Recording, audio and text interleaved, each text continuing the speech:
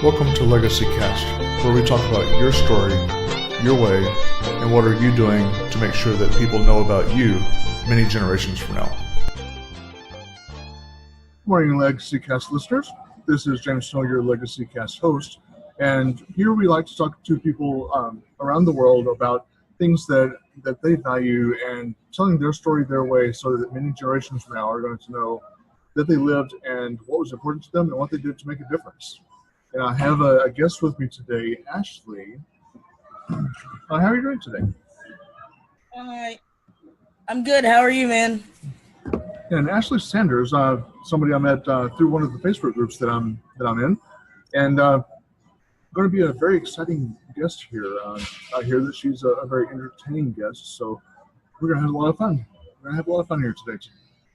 So as the program would imply with its name, Legacy Cast does have some talk about money, but it's not really the focal point because we really talk about your story, your way, and we want to know things that people value because really that's part of what is involved in our legacies is what are we doing today that's going to impact people many years from now, making the world a better place. And so that many generations from now actually know that we lived and that we were here and we made a difference. So, Ashley, what does that mean when you think about building a legacy? What does that mean to you? Building a legacy is something I've been trying to do forever, man. Like my whole entire life. That's like what my life is sort of centered around. Right. It's when I think of what I would like to leave as a legacy, it's just like acceptance. Like I don't know how FCC regulated this podcast is. But I don't really give a crap about who people are. And I think there's good in everybody. You just kind of have to be patient with some people. So I'm very accepting and very tolerant, and I don't judge people. That's like the legacy that I would leave behind. Yeah, and I kind of appreciate what you're saying there because it really should be our story. It's not what other people think about it. It's what are we doing. And we should make a difference, but at the same time, we obviously want to make the world better, when we're doing that. So, do you think that it's something very important that people consider, maybe daily or weekly, what have you, that they spend time, sort of reflect on what are they doing that's going to make a difference? Do you think that's important? Yeah, it should really be like. In my opinion, it should really just be like the focal point of how you go forth living your life, whether it's in business or personally or whatever. If you're not thinking about the impact you're making, I mean, while being, self-centered is important in certain aspects, realistically, the whole point of living is to make the world a better place. So I couldn't imagine why you wouldn't want to think about that daily and practice daily habits to create a better place to live. Sure. I totally agree because we should think about those things, and I'm glad that you pointed that out. Now, from a business standpoint, how do you correlate that kind of thinking into what you do on a daily basis? I don't judge people's wallets. Like I have price points, but I also realize that not everybody is going to be able to afford my service or whatever whatever I'm providing for them. So what I do for people is instead of, there's this real weird kind of arrogance around the online business world where it's like, if they ask you how much, then they can't afford it. And you kind of just write them off. Me, what I do is, if someone asks me my prices, I tell them right up front. I don't have to wait until, there's a 30-minute consultation call. I tell them my prices right up front. If they can't afford them, what I do instead of just writing them off is I make sure I refer them to somebody who they can afford, someone who does just as, top quality of work as me and their price point's just a little lower. Mm-hmm. And then also if it's a nonprofit, usually I'll cut the price from 50%. So it's kind of it's very easy for me to come from a place of arrogance and say, well, if you can't afford my service, then screw you. But I don't think that's correct. I think that's kind of arrogant and rude, so that's kind of what I work my non-judginess into.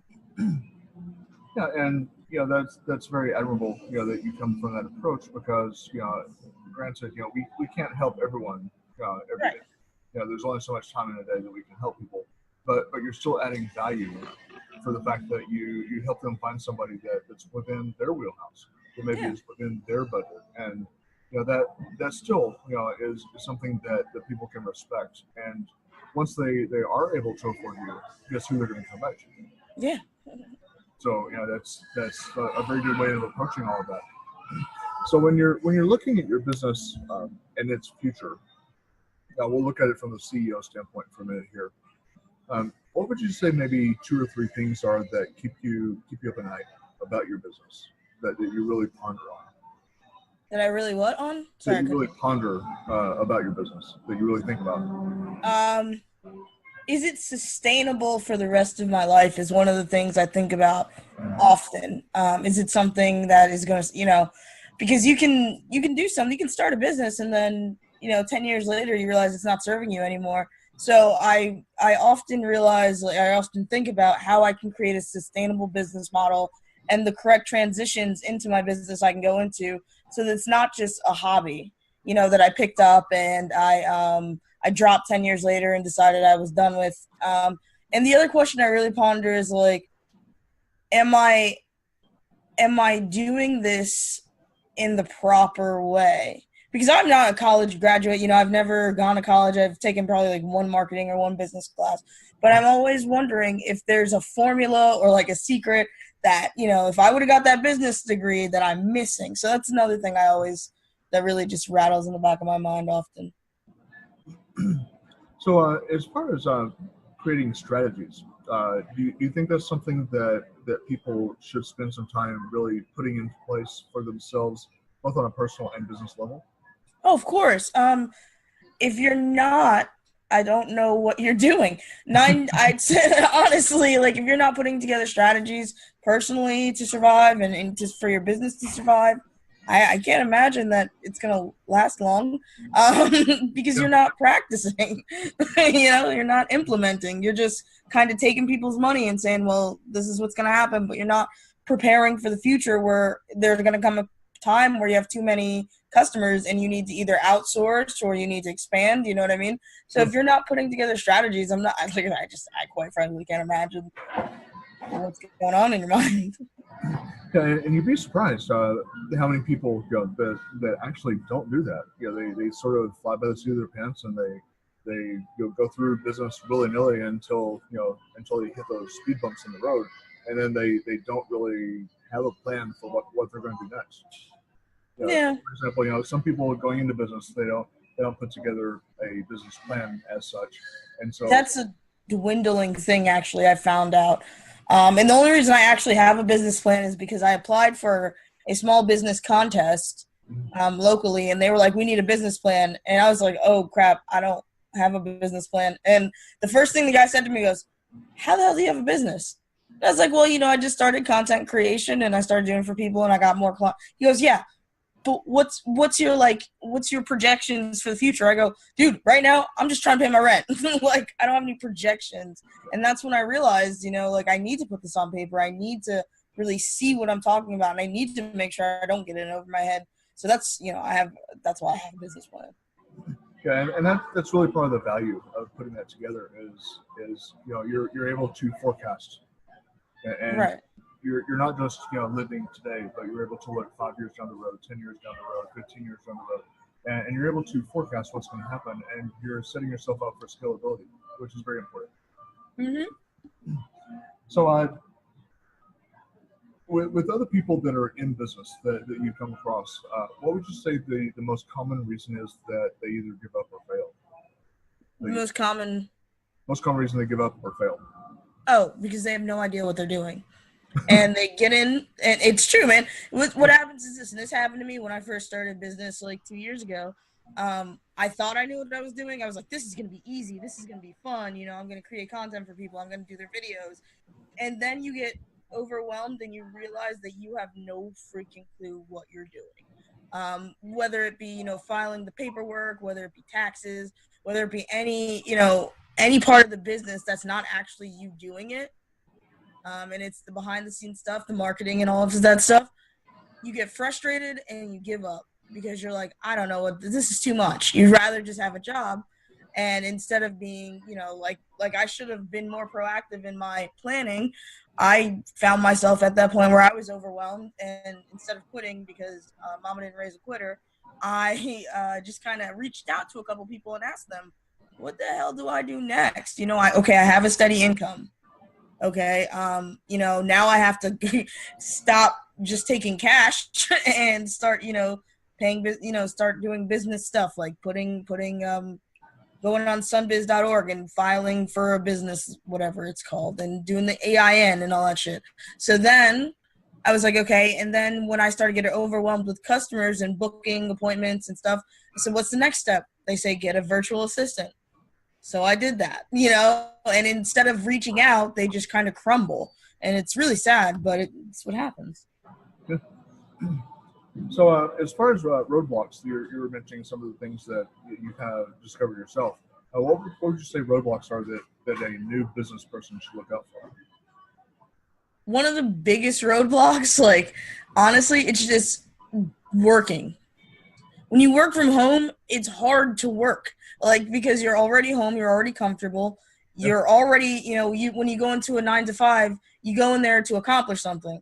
When you work from home, your accomplishment is to be home, and you already are home. You know what I mean? Like, so it's just starting to work and beginning and finding that momentum and creating that schedule and that healthy, like, monthly calendar for yourself, and practicing working and going out and networking. And also isolating yourself is something I find that a lot of business owners do, which is a big roadblock that we all kind of go through, which is like you're solely focused on your business. You kind of you don't get rid of your friends, but you isolate yourself. You know what I mean? Sure. Like, to where all you're thinking about is business. And then one day you pop back into the world and you're like, oh my God, this is completely different from what I remember. And you have to re-socialize yourself in a sense, like you're a puppy. So don't isolate yourself, and definitely learn to create habits and create schedules, and don't bend from those schedules when you're at home.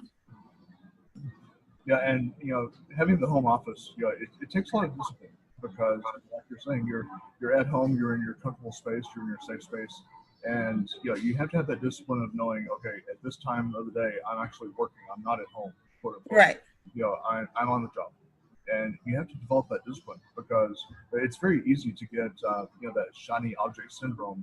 When you're at your place of dwelling, because you see the things around you. Oh my gosh, I need to pick up that laundry. I need to take care of the dishes over there, or whatever. Whatever that distraction is, or even checking email. We have to structure things. Right. So, what kind of support and resources do you think that a new business person should look for that better positions himself? Facebook groups are one of the best resources, especially if you find groups, not just groups within your business, but also groups within your hobbies. And you can connect with people through Facebook. Meetup is another one, because usually they'll have local networking events, and that's where you can make your local connections, because offline connections are just as important as online connections, if not 3 times more. And then also I would say we did Facebook groups, online meetups, and then also just staying connected, like, to your family or to your close friends. Keeping that connection is important, because you need to have that real world connection also. Does that make sense to you? It does. And I've also seen, for example, small business administration is a good resource for people, because they have tons of free things that they can put out there. Score is another good one. Score is great, yeah. That can help people starting out. But even like chambers of commerce. Yeah.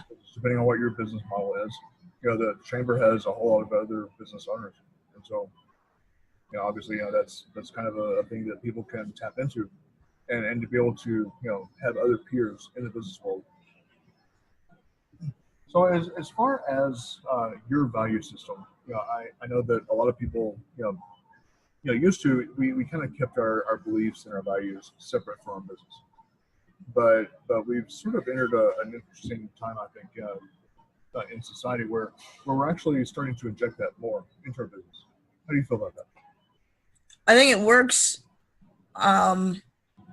If you are building a business and you want to choose your clientele and you want to be able to choose who you serve and who you don't, I think, your values being in your business is a huge thing. It, number one, it gets rid of the people you don't want to work with and it invites the people you do. But also, I don't really do it because like I said, I don't discriminate. So I don't really care about people's values, and they're coming to me for help, so I help them.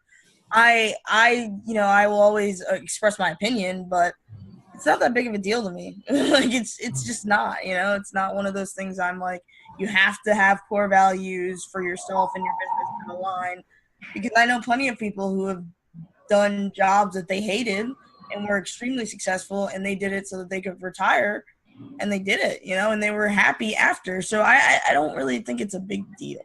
I don't think it's necessary. Okay, and I was kind of looking at something, maybe that you wish you had done earlier on that you didn't do in your life. You're still young, obviously, but what's something that maybe you wish that you'd done? Maybe some of those regrets that you see now that you should have done. I wish I would have tried harder in high school. Like, I didn't try at all. So any effort, if I went back in time, would be effort in like 1,000% improvement. But I didn't really. I kind of coasted through because I was able to pass my classes. I didn't really have to try too hard. But I also didn't take advantage of like dual enrollment or anything. And I think that would have helped me when I went to college if I would have went a little bit ahead. And I probably wouldn't have dropped out because I would have gotten into my core college classes quicker rather than BSing with the prerequisites and all that stuff. So I guess if I could do anything, I'd probably try harder. Yeah. As far as hurdles that you faced personally, what kind of hurdles did you face when you were starting your business, and how did you overcome those? I actually started my business because of a hurdle. My grandma got sick, and she needed someone to take care of her at the house full time. And I quit my jobs, and I decided that was what I was going to do.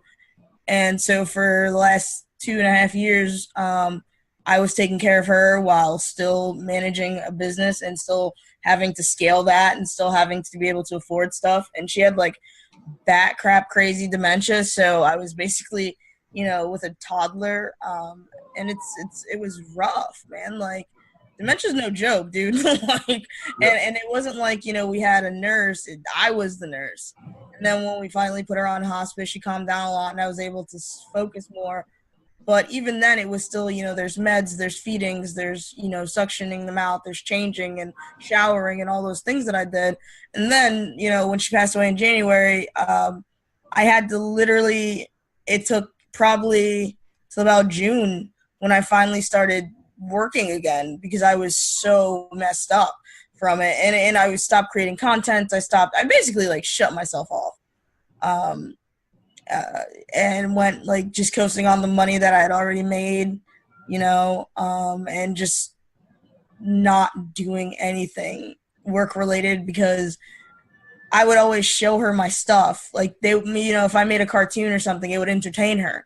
So I would always show it to her, and then I would read her some of the stuff I wrote for businesses, and as sort of an editing check to make sure that if a 2-year-old could follow it, anyone could, and then when I got back to work after her funeral, I couldn't do it because I wasn't able to show it to her.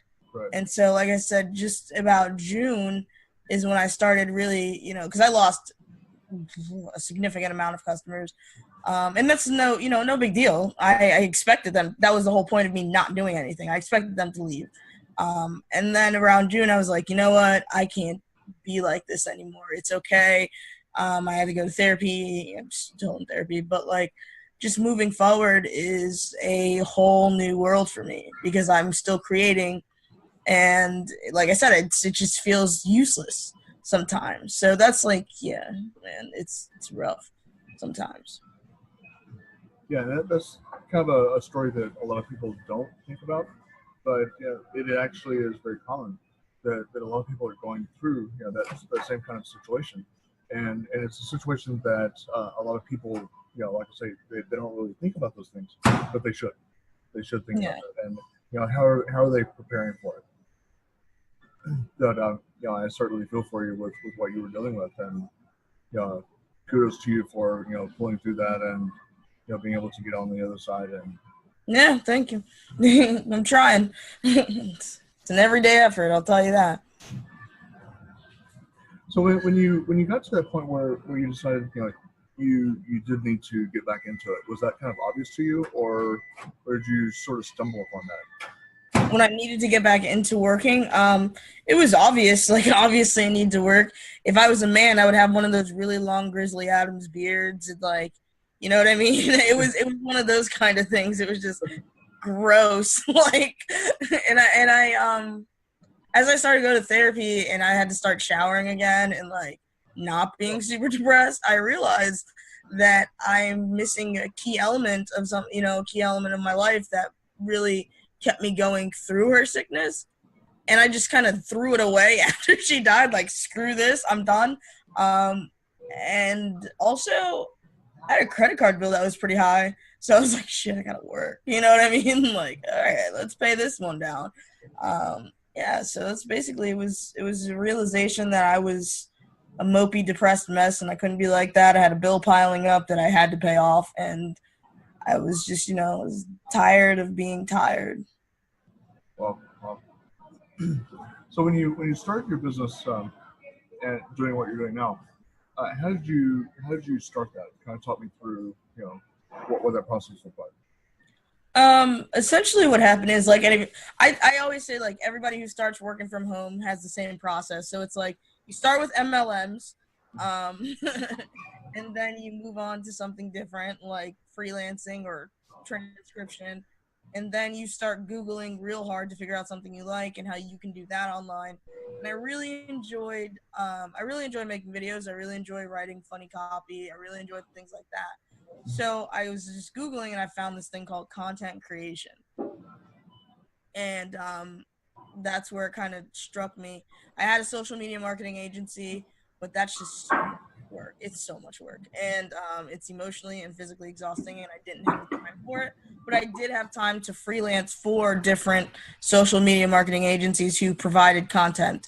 So I did that. And then I finally was like, screw getting 10 cents a word. I'm just going to go directly to the people who need the content, and I'm not going to get cheated out of most of the money I'm supposed to be making. So that's kind of how it went. Okay. So what compelled you to go in that direction for business? I didn't have a choice. I had to work from home. Like I had to find a way to work from home, and I did. Yeah, and that's fair enough. Some people, that actually is what sort of spurs their business is, out of necessity. Yeah. So, is there some kind of profession other than what you're currently doing that you would like to attempt? Well, I worked in radio for a while before my grandma got sick. I worked in radio, and I really liked that. So, I launched a podcast before she passed away, and then after, like I said, I shut down. So I'm revamping that bad boy. That's coming up. And podcasting, while it's not necessarily a career, it's just like radio. It's just being behind a microphone and talking to somebody, and that's something I really, really enjoy doing. So that is definitely on the horizons, as they say. Yep, and it's certainly a lot of fun to be able to do that kind of thing and get the stories out and talk to people. And Hmm. so, what would you say is one of your greatest strengths? I'm adapting. Like I'm very, very I'm like a chameleon. I can talk to anyone about it. I'm a social chameleon, so I can talk to almost anyone in any age group, of any nationality, any gender, about just about anything. Um, it's pretty weird because I have a lot of friends. A lot of my friends are like 50, 60 years old, and my mom is always like, "What is wrong?" Why? And it's because we like the same TV, we like the same music. But I can still talk about Drake and all the other new rappers, and I can talk about black and white movies. I can talk about different cultures, and I can talk about different foods and different just different things geologically, economically, and culturally. It's a really cool. So kind of the flip side of that, then, what would you say your greatest weakness is? Then? I have no problem. Like I'm a slob in all forms of the word. Like with my speech, usually the only reason I'm not cursing so much here is because I haven't heard you curse once, so I'm trying to match that. My room is a mess at all times, but I'm just a messy person. My brain's a giant jumbled mess. Yeah, so like the lack of structure and stability is definitely the weakness I have. Well, they say that's the thing that most of the geniuses have in common. So, Yeah. Well, then I'm freaking Einstein. Look out for a new theory coming from me, buddy. so what's the place that you get your best ideas at? You know, some people, you know, it's in nature or a certain spot in the house. You know, where do you go to get your best idea juices flowing? My room. The room. Yeah, my room. When I'm in my room and it's like quiet, and I'm just thinking and talking out loud like a crazy person. I can talk myself into an idea, like an idea flow chart. You know what I mean? So I start with a sentence like, "What would be so cool for me to see on TV?" And then it would be like, "What if a monster was part alien and also part vampire?" And then I'll just work into a total rabbit hole, and then I begin writing, and then I realize that it's nothing but rambles of a lunatic, and then I form an idea from that. You know, like so it's usually in my room. So if you were to describe your business from a very high level, we'll imagine that maybe one of our listeners here is somebody that wants to kind of follow in the footsteps that you're in, business-wise. How would you describe your business? The content creation is just a never-ending cycle of making people happy. Like that's all it comes down to, making people happy. Taking their thinking aspect of it and letting them focus more on the business side of things. Because as you know, like social media, everything is content. Some people aren't sure how to create content. Some people don't want to. So if you want to follow my footsteps, you have to find the laziest person in the entire planet with the most money and do their content. It is the ticket that way. And it sounds crazy, but realistically, when you have somebody with a great business model who is good at business but has no idea how to, do content, how to structure it, the different types, that's where the ticket is. That's the high ticket in content creation. Okay. Now, for our final question here, if you can tell me something, kind of a trivia question about you, what's something that most people don't know? I use a different toothbrush every week. Oh, that's interesting. It used to be every day, but I slowed down on the day from the week thing. I used to have like big boxes of toothbrushes, but now it's just once a week. I change my toothbrush because I don't think it makes sense that a toothbrush would be clean every time you use it. It doesn't sound sciencey to me. I would wager that the toothbrush is probably one of the most dirty objects in your house. Yeah. Kind of an interesting point there.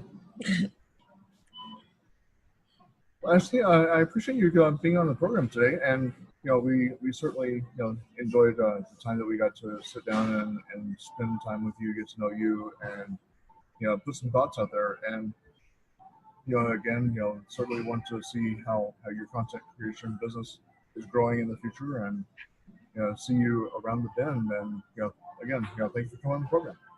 All right, man. Thank you so much for having me. You have yourself a great day. All right, you too. Bye.